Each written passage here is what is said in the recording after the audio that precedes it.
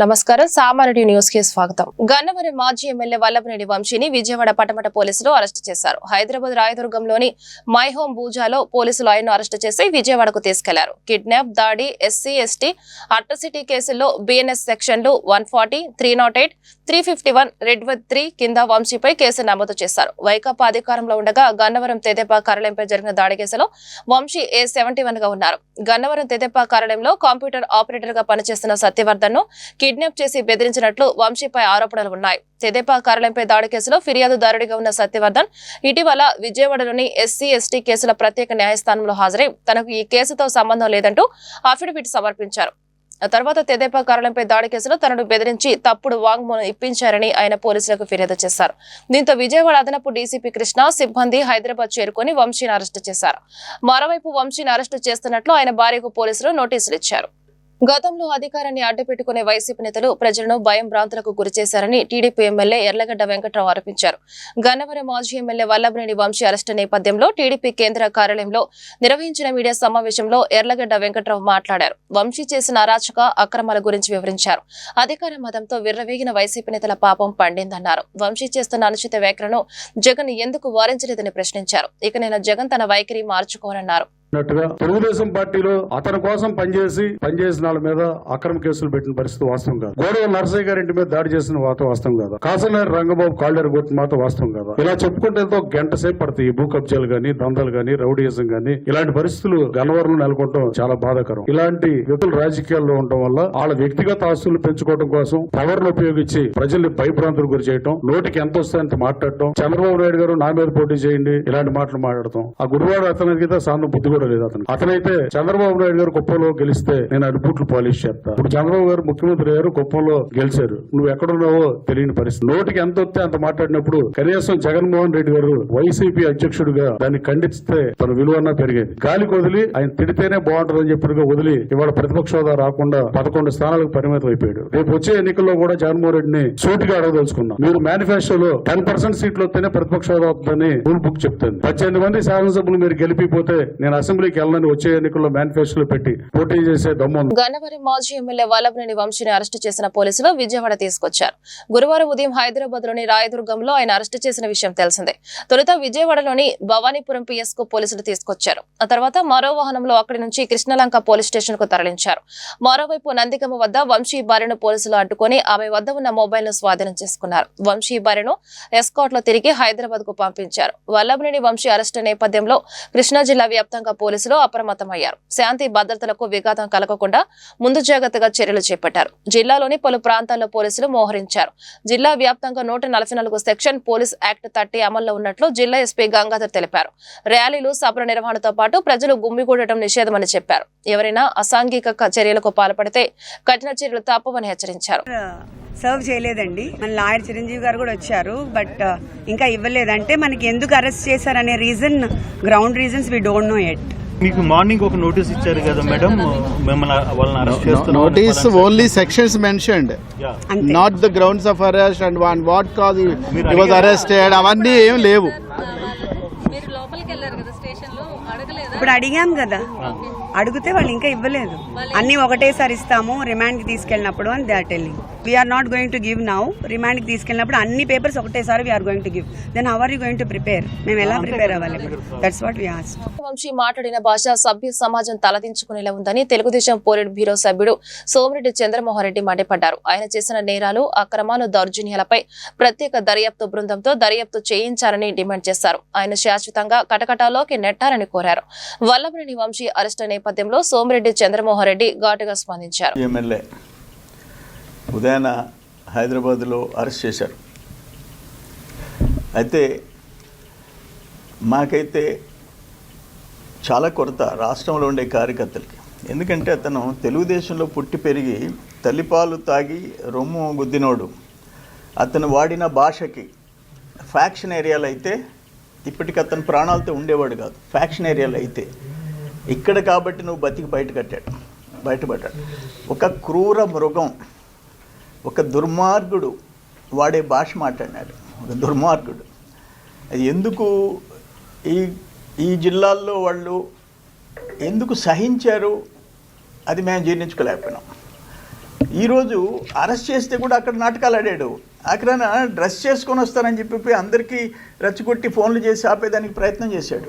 నేనేమంటానంటే, నువ్వు గన్నవరం పార్టీ కార్యాలయం మీద చేసిన దాడి ఎప్పుడన్నా చూసామా? కార్లు తగలబెట్టించావు, మొత్తం ఫర్నిచర్ ధ్వంసం చేశావు, మనుషుల్ని చంపపోయినావు. ఆ కేసులో ఈరోజు కంప్లైనెంట్ అక్కడ వాచ్మెన్, ఒక అటెండర్, అతన్ని భయపెట్టి దుర్మార్గంగా విత్డ్రా చేయించేదానికి ప్రయత్నం చేశాం. ఈరోజు ఏమైంది? నీ బతుకు బయటపడింది, బట్టబయలైంది. మీకు గుర్తుందో లేదో, గాలి జనార్దన్ రెడ్డి కేసులో ఒక జడ్జి వాళ్ళతో చేతులు కలిపాడని జడ్జి సస్పెండ్ అయినాడు. జడ్జి ఆత్మహత్య చేసుకున్నాడు. ఈరోజు ఆ పని చేశావు. ఒక పేదవాడిని భయపెట్టి, ప్రాణాలు తీస్తానని భయపెట్టి తీసుకుపోయి కేసు విత్డ్రాయల్ అన్నావు. ఏమైపోయింది ఈరోజు? నేనేమంటానంటే, ఒకటి కాదు నువ్వు చేసిన పని, ఒక్కటి కాదు నువ్వు చేసిన పని. ఏం మాట్లాడుండావు భాష? ఒకటైతే నేను మళ్ళీ రిపీట్ చేయలేను. అధికారంలో లేనప్పుడు చంద్రబాబు ఏం పీకుతాడు?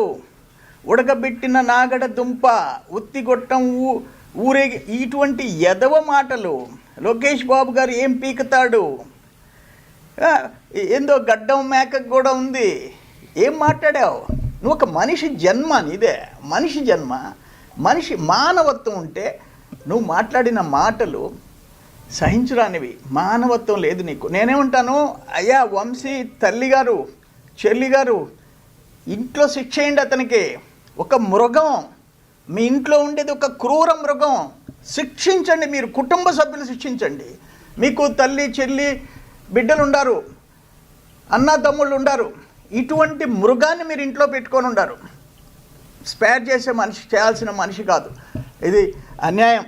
బర్డ్ ఫ్లూపై ఆందోళన చెందాల్సిన అవసరం లేదని ఏపీ వ్యవసాయ శాఖ మంత్రి అచ్చెన్నాయుడు అన్నారు. ఉడికించిన చికెన్, గుడ్లు తింటే ప్రమాదం ఏమీ లేదన్నారు. బర్డ్ ఫ్లూపై నిత్యం సమీక్షిస్తున్నట్లు చెప్పారు. సచివాలయంలో నిర్వహించిన మీడియా సమావేశంలో మంత్రి మాట్లాడారు. ఉన్నటువంటి 5 ఫార్ముల్లో ఈ వ్యాధి సోకిందని ఈ ప్రాంతం అంతా కూడా బయోసెక్యులర్ జోన్ గా ప్రకటించి ఆఫీసెస్ కి అక్కడ డిప్యుటేషన్ పెట్టి స్ట్రిక్ట్ గా అమలు చేస్తున్నాం. అదేవిధంగా 3 ఫామ్లో కల్లింగ్ అంతా పూర్తి చేశాం. ఇతర ప్రాంతాల్లో ఎక్కడ కూడా బర్డ్స్ చనిపోయినట్టుకు గాని, ఈ వ్యాధి సోకినట్టుకు గాని ఎక్కడ కూడా దాఖలాలు లేవు. దీని మీద రిస్ట్రిక్షన్స్ ఏవీ లేవు. ఉడికించినటువంటి గుడ్లు గాని, ఉడికించినటువంటి మాంసం గాని తింటే ఎటువంటి సమస్య లేదని కూడా స్పష్టంగా రాష్ట్ర ప్రభుత్వం నుంచి తెలియజేస్తున్నాను. ఇప్పటికే జిల్లా కలెక్టర్లు, పశుసంవర్ధక శాఖ అధికారులు మరియు వైద్య శాఖ సిబ్బంది కామన్ గా పరిస్థితిని ప్రతి గంటకి అంచనాలు వేసి ఎక్కడైనా ఇటువంటిది బయటపడితే ఇమీడియట్ గా నిమిషాల మీదే వాస్తవమా కాదా తెలుసుకుని చర్యలన్నీ కూడా తీసుకున్న విషయం కూడా తెలియజేస్తున్నాను. ప్రజలు నిరంబేందరంగా కోళ్లు గాని, గుడ్లు గాని తినొచ్చు, ఎవరికి ఎటువంటి ఇబ్బంది లేదు. అయితే పత్రికల్లో, సోషల్ మీడియాలో విపరీతంగా కొంతమంది పోటీపడి దీని మీద భయాందోళన సృష్టిస్తున్నారు. వారికి కూడా ఈ సందర్భంగా మనవి చేస్తున్నాను. వాస్తవాలు తెలుసుకోకుండా ఆదరాబాదరిగా ప్రకటనలు చేసి ప్రజలకు భయాందోళన చేస్తే ప్రభుత్వం సీరియస్ గా కూడా తీసుకుంటుందని స్పష్టంగా తెలియజేస్తున్నాను. ఉదయం బర్డ్ ఫ్లూ అనేది ఉంగుటూరు నియోజకవర్గంలో ఒక వ్యక్తికి సోకిందని సాక్షిలో స్క్రోలింగ్ వేశారు. ఇమీడియట్ గా మా సెక్రటరీ హెల్త్, జిల్లా కలెక్టర్ అందరూ అప్రమత్తమయ్యే అక్కడికి వెళ్లేసరికి అది రాంగ్ న్యూస్. దీనివల్ల చాలా మంది పబ్లిక్ భయపడుతున్నారు. ఇది చాలా సీరియస్ ఇష్యూ. ముఖ్యమంత్రి గారు అనునిత్యం పర్యవేక్షించి ఎక్కడ కూడా ఎవరికి ఇబ్బంది లేకుండా చేయమని స్పష్టంగా తెలియచేశారు. ఆ పని చేస్తున్నాం. నిన్నైతే కొంతమంది తెలంగాణ రాష్ట్రం, ఆంధ్రప్రదేశ్ నుంచి పూర్తిగా ఏవి రాకుండా చేయాలని సర్క్యులర్ ఇచ్చిందని చెప్పి నిన్న కొన్ని టీవీల్లో ఇచ్చారు. సర్క్యులర్ ఆంధ్రప్రదేశ్ ప్రభుత్వంకి ఇవ్వలేదు, జనరల్ గా వాళ్ళకి సర్క్యులర్ ఇచ్చారు. ఆ సమస్య కూడా లేదు. నిన్న ఎక్కడ గుడ్ల లారీ వెళ్తే ఎక్కడ ఆపలేదు. ఎక్కడో ఒక దగ్గర కోల్ లారీ ఆపితే ఇమీడియట్ గా బార్డర్స్ లో కూడా మా ఆఫీసులకు పెట్టి ఆ సమస్య కూడా లేకుండా మేము ఎప్పటికప్పుడు పరిష్కరిస్తున్నాం. తెలంగాణ ప్రభుత్వం కూడా ఎక్కడ ఆంధ్రప్రదేశ్ రాష్ట్రం నుంచి మేము తీసుకోమని గాని, నిషేధించామని గాని ఎక్కడ కూడా సర్క్యులర్ లేదు. వాళ్ళు బర్డ్ ఫ్లూ దేశంలో కేంద్ర ప్రభుత్వం అలర్ట్ చేసిన తర్వాత జనరల్ గా ఒక సర్క్యులర్ ఇచ్చారు. అది మన రాష్ట్రానికి వచ్చిందని చెప్పడం కూడా తప్పు.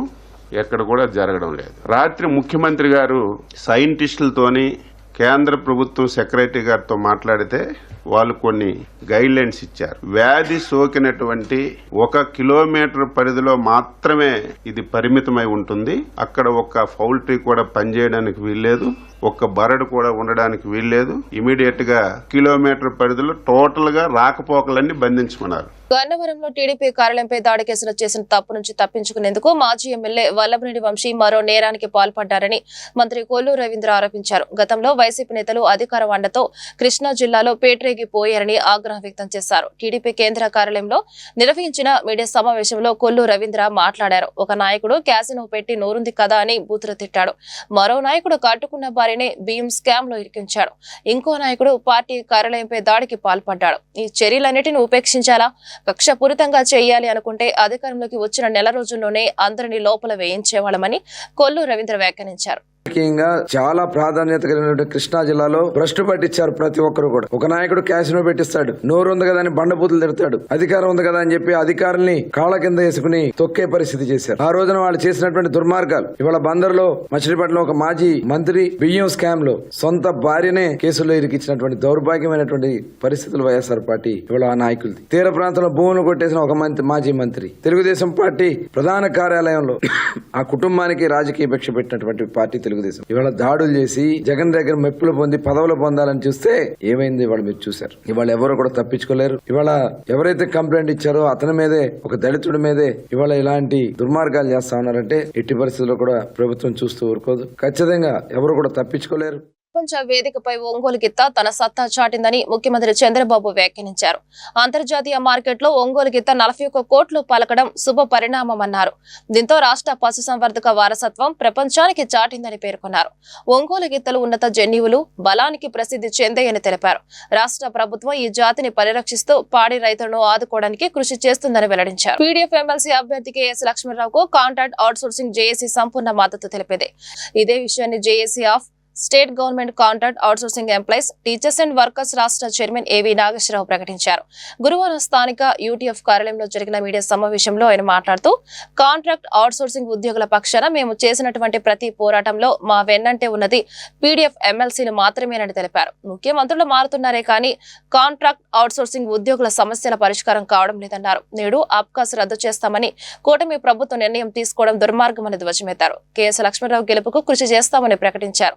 ఈ సమావేశంలో జిల్లా చైర్మన్ బి లక్ష్మణరావు, జిల్లా సెక్రటరీ జనరల్ బి ముత్యాలరావు, వివిధ విభాగాల నాయకులు G Nagaraju, P Ramesh Babu, P Srinivasarao తదితరులు పాల్గొన్నారు. AP state government contract and outsourcing employees, teachers, workers జేఏసీగా రాబోయే శాసనమండలి ఎన్నికల్లో పీడీఎఫ్ అభ్యర్థులైన కెఎస్ లక్ష్మణరావు గారు, డివి రాఘవులు గారు ఉభయ గోదావరి జిల్లాల నుంచి, విజయ్ గౌరి గారు ఉత్తరాంధ్ర జిల్లా నుంచి పోటీ చేస్తున్నారు.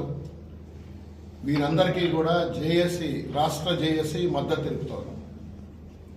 ఉమ్మడి రాష్ట్ర కాలం నుండి కూడా కాంట్రాక్ట్ అవుట్సోర్సింగ్ ఉద్యోగుల సమస్యల మీద నిరంతరం మాతో పాటు ఉన్నది. మా సమస్యల్ని శాసనమండలిలో ప్రస్తావించింది. అలాగే మేము చేసి పోరాటాలకు మద్దతుగా పోరాటాల్లో పాల్గొన్నది. మాతో పాటు అరెస్టులైనది పీడీఎఫ్ ఎమ్మెల్సీలు మాత్రమే. కాబట్టి అటువంటి పీడీఎఫ్ ఎమ్మెల్సీ అభ్యర్థులకి మేము మద్దతు తెలుపుతున్నాం. కృష్ణా, గుంటూరు జిల్లాల నుంచి కెఎస్ లక్ష్మణరావు గారు పోటీలో ఉన్నారు. కెఎస్ లక్ష్మణరావు గారికి మొదటి ప్రాధాన్యత ఓటు వేసి గెలిపించమని చెప్పి కాంట్రాక్ట్ అవుట్సోర్సింగ్ ఉద్యోగులందరికీ కూడా, ఉభయ కృష్ణా, గుంటూరు జిల్లాల్లో ఉన్న ఉద్యోగులందరికీ కూడా ఇప్పటికే పిలిపించాం. మీ ద్వారా కూడా అందరినీ కూడా ఓటేయమని చెప్పి విజ్ఞప్తి చేస్తూ ఉన్నాం. కాంట్రాక్ట్ అవుట్సోర్సింగ్ ఉద్యోగులే కాదు, ఇవాళ రాష్ట్ర ప్రభుత్వ శాఖలు, సంస్థల్లో పార్ట్ టైం ఉద్యోగులు, గెస్ట్ ఉద్యోగులు, వాలంటీర్లు, ఇలా రకరకాల పేర్ల మీద అతి తక్కువ వేతనాలు ఇచ్చి పనిచేయించుకుంటున్నారు. ప్రభుత్వాలు మారుతున్నాయి కానీ విధానాలు మారటం లేదు. ముఖ్యమంత్రులు మారుతున్నారు కానీ విధానాలు మారటం లేదు. దీని మీద నిరంతరం మేము పోరాటాలు చేయాల్సి వస్తోంది. ఈ పోరాటాలకు మద్దతుగా పీడీఎఫ్ ఎమ్మెల్సీలు నిలబడుతున్నారు. అట్లాగే అందరికీ ఉపాధి కల్పిస్తాం, లక్షలాది ఉద్యోగాలు ఇస్తామని చెప్పి ఉన్న ఉద్యోగాలు కూడా ఎసరు పెట్టేలా ఇవాళ ఆప్కాస్ని రద్దు చేసి ప్రక్రియని, ప్రైవేట్ కాంట్రాక్టులకు ఇచ్చే ప్రక్రియని ఇప్పటికే కేబినెట్ నిర్ణయించినట్టుగా పత్రికల ద్వారా చూసాం. ప్రైవేట్ కాంట్రాక్టులకు ఇవ్వడం అంటే పాతకాలం నాటికి తీసుకెళ్ళడం. ఈ పేరు చెప్పి ఇప్పటిదాకా 1%తో ఆప్కాస్ నడుస్తోంది. 4% ప్రైవేట్ కాంట్రాక్టులకు కట్టబెట్టడం, అంటే వందలాది కోట్ల రూపాయలు ప్రజల సొమ్ముని పందికొక్కులా తినడానికి ప్రైవేట్ కాంట్రాక్టులకు ఇవ్వడానికి ప్రభుత్వం నిర్ణయం చేసింది. ఇంతకంటే దుర్మార్గం మరొకటి ఉండదు. దీన్ని రద్దు చేయాలి. లక్షలాది మంది వాలంటీర్లని రెడ్డును పడేశారు. వాళ్ళందరూ కూడా యువకులే, యూతే. నేను 10,000 రూపాయల వేతనం ఇస్తామని చెప్పి మేనిఫెస్టోలో ప్రకటించారు. అది అమలు కాని పరిస్థితి ఉంది. ఇలా అనేక మంది అనేక ఇబ్బందులు పడుతున్న పరిస్థితి ఉంది. ఈ నేపథ్యంలో రాబోయే కాలంలో అనివార్యంగా పోరాటాలు పెంచాల్సిన అవసరం ఉంది. మాకు మద్దతుగా నిచ్చే పీడీఎఫ్ అభ్యర్థులను గెలిపించుకోవాల్సిన అవసరం ఉందని చెప్పి అందరికీ కూడా విజ్ఞప్తి చేస్తూ ఉన్నాం. ఇవాళ విద్యుత్ కావచ్చు, ఆర్టీసీ కావచ్చు, సమగ్ర శిక్ష కావచ్చు, నేషనల్ హెల్త్ మిషన్ కావచ్చు, 104 కావచ్చు, 108 కావచ్చు, ఆయుష్ కావచ్చు, ఆరోగ్య మిత్రులు కావచ్చు, ఇతర ప్రభుత్వ రంగ సంస్థలు కావచ్చు, మున్సిపల్, పంచాయతీ లాంటి స్థానిక సంస్థలు కావచ్చు, లేకుంటే కేజీబీవీ లాంటి సొసైటీలు కావచ్చు, ఏపీ శాక్స్ కావచ్చు, యూనివర్సిటీలు కావచ్చు, టీటీడీ వంటి ధార్మిక సంస్థలు కావచ్చు, వీటన్నిటిలో కూడా కాంట్రాక్ట్ అవుట్సోర్సింగ్ ఉద్యోగులు ఉన్నారు. వీళ్ళందరి సమస్యల మీద జేఏసీ పనిచేస్తూ ఉంది. మా పోరాటాలకు మద్దతుగా నిలబడిన పీడీఎఫ్ ఎమ్మెల్సీని గెలిపించమని కృష్ణా, గుంటూరు జిల్లాల నుంచి పోటీ చేసిన కేఎస్ లక్ష్మణరావు గారికి మొదటి ప్రాధాన్యత ఓటించి గెలిపించమని చెప్పి కాంట్రాక్ట్ అవుట్సోర్సింగ్ ఉద్యోగులకు విజ్ఞప్తి చేసినాం. కూటమి ప్రభుత్వం రాజకీయ కక్ష సాధింపు చర్యలకు పాల్పడుతుందని మాజీ మంత్రి అంబటి రాంబాబు ఆరోపించారు. ఇందుకు నిదర్శనమే వల్లభనేని వంశీ అరెస్టు అని చెప్పారు. రాజకీయ విమర్శలు చేస్తే అరెస్టు చేస్తారని ఆయన ప్రశ్నించారు. వల్లభనేని వంశీ అరెస్టు నేపథ్యంలో వైసీపీ నేతలు రాష్ట్ర డీజీపీ హరీష్ కుమార్ గుప్తాను కలిసేందుకు గురువారం ఆయన కార్యాలయానికి వెళ్లారు. ఆయన అందుబాటులో లేకపోవడంతో వైసీపీ నేతలు వెనుదిరిగారు. ఈ క్రమంలో అంబటి రాంబాబు మీడియాతో మాట్లాడారు. వల్లభనేని వంశీని ఎందుకు అరెస్టు చేశారో మాకు అర్థం కాలేదన్నారు. వంశీ అరెస్టుకు పోలీసులు విచిత్రమైన కథనాలు చెబుతున్నారని ఆరోపించారు. పోలీసు వారు టీడీపీ నాయకులతో కుమ్మక్కై వంశీని అరెస్టు చేశారని డీజీపీకి చెప్పే ప్రయత్నం చేస్తున్నామన్నారు. రాష్ట్రంలో రాక్షస పాలన కొనసాగుతుందని ఆరోపించారు.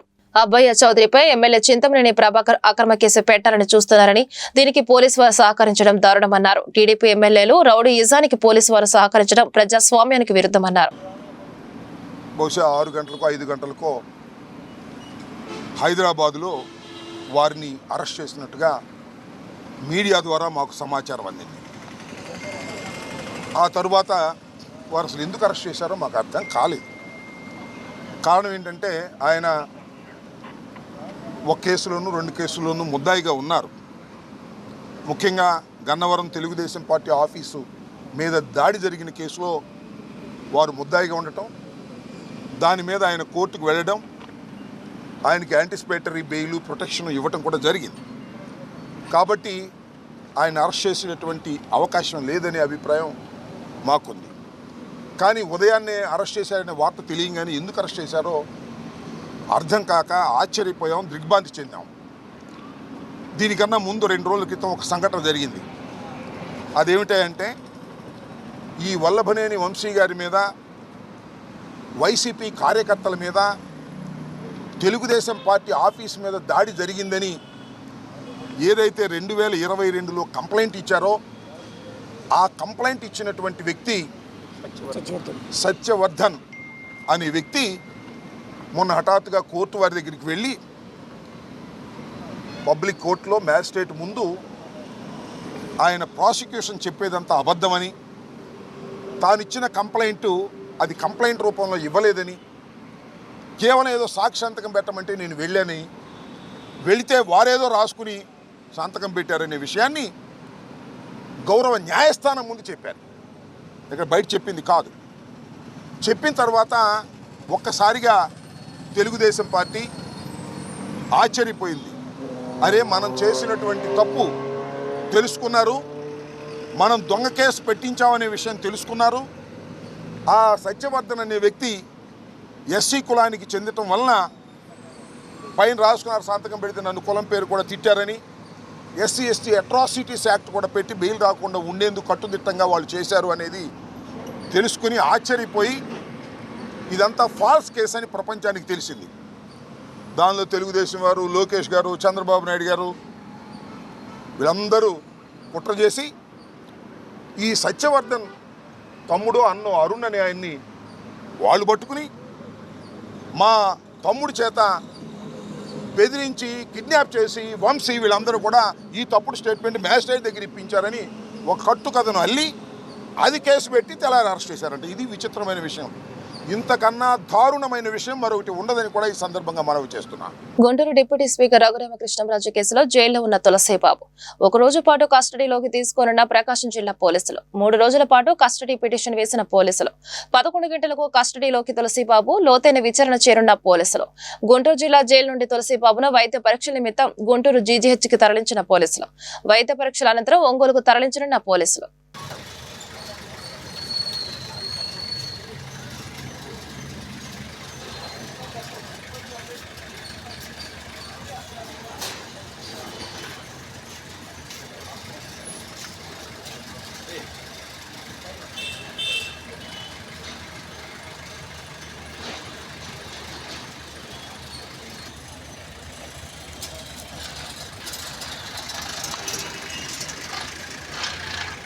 ఈ వార్త ఇంతటితో సమాప్తం. నమస్కారం.